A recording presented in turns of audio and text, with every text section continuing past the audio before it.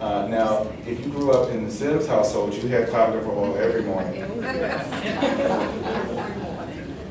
And this was before it was in a little capsule and they made it taste a little better.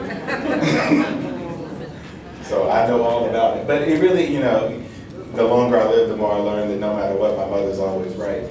And her giving me cod liver oil was certainly a wonderful idea. And actually, I do still take it now, just in a better form. But it has wonderful anti-inflammatory properties. The omega-3 fatty acids that we hear about so much, a wonderful rich source of that. You do want to be careful, as with most of these things, in the pregnant woman, because how the fetus handles those things is not that well clarified, and you don't want to be the person doing your own study with your kids.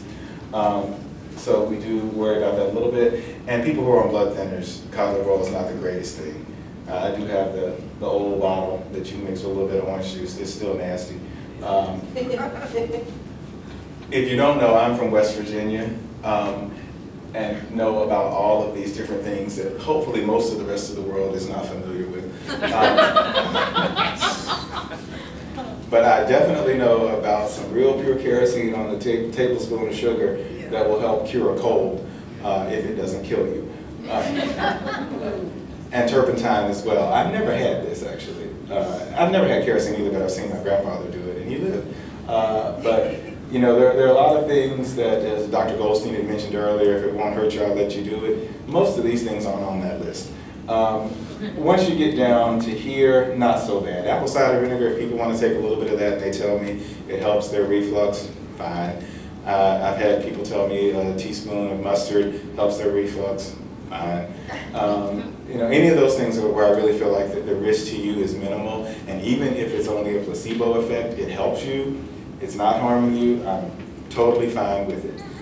Some things that I promise you, I didn't just put this on here because they help support us, because I've been using this product myself for quite some time, and I actually do think it is a good product.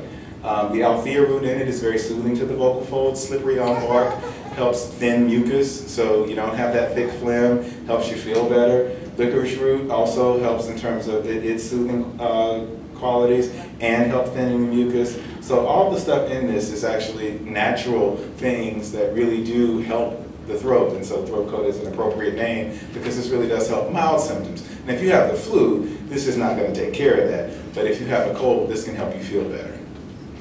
The lozenges, big fan of those too, particularly in the winter months when things are dry. Just the lubrication from this can be very, very helpful. Halls, of course, it's all around. Vocal Zone is a product that is, well, in the age of the internet, not that hard to get, but primarily it comes from London. It has like myrrh and menthol and some other stuff in it. So for me, this is good for an anesthetic effect, and not so great because when you take it, you have to realize that you are masking symptoms to some degree because it's really anesthetic more than curative. But if you have to perform and you need to feel like you can still sing, that's not a bad product, but I don't recommend it for people who aren't really connected to their voice because they'll get in trouble because they won't feel the damage that they're doing.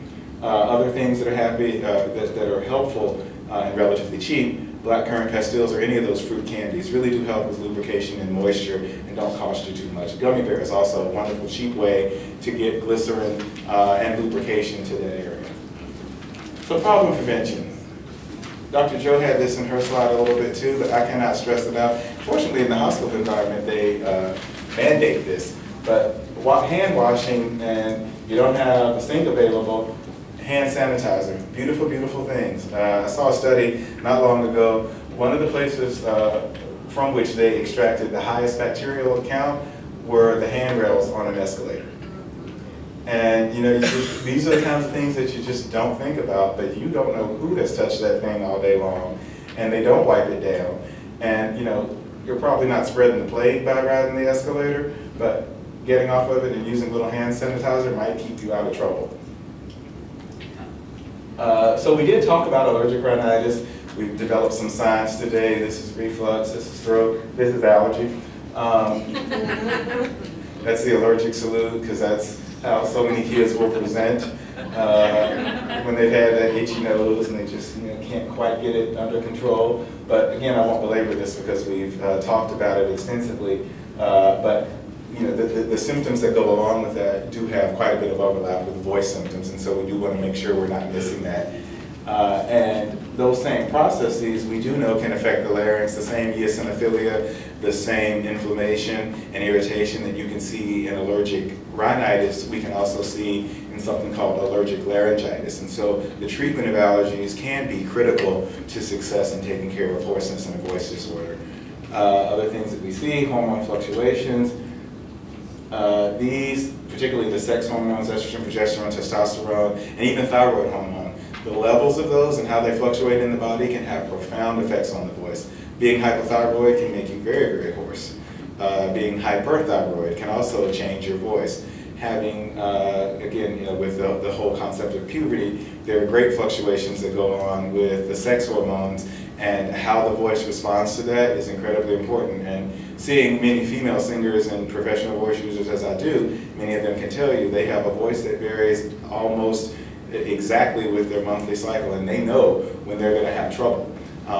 Fortunately, it can be a little bit predictable, but the fact that you have to deal with a fluctuating voice like that, is a problem. And certainly pregnancy can have profound changes on the voice. Usually, I will say most women get an increased top register. The problem with that is, as we talked about with pregnancy, once you deliver, you also deliver that top register.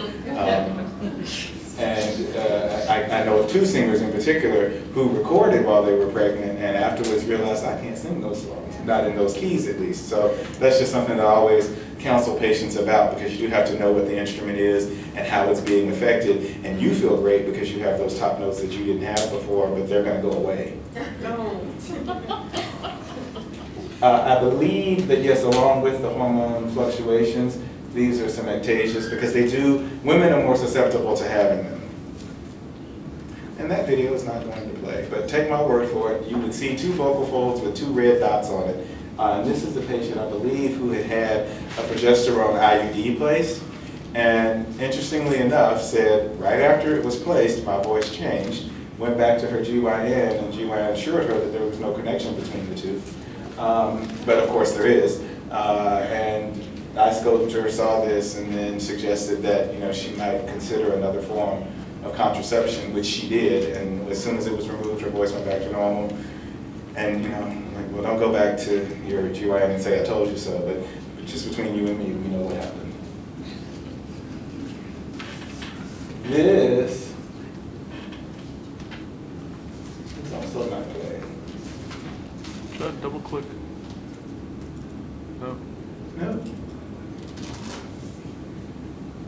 When I finish, I may just go and find these videos and just play them for you, just so you can see what these things do. But this is a vocal hemorrhage, which you can see just the tip of it there, where that little edge is redder than the rest of it. So I'll show you what that looks like shortly. So when you do have those things going on, you do want to make sure we're not missing any tumors, anorexia, things that are going on, and also talk about some of the curative things. If they're obese, losing weight can help get some of those hormones back in balance. Also making sure I check a thyroid level if people are having trouble and it doesn't seem like anything else explains it. Making sure we order all of those labs, and just knowing about it is the biggest key to treating some of these disorders. But hopefully you will leave here empowered, because now you know about it. And so if you've been having all this trouble and no one has been able to figure anything out, and you haven't had a set of labs, just think about that might be something to add to the information that we're using to figure out what's going on with your voice. That one won't play either.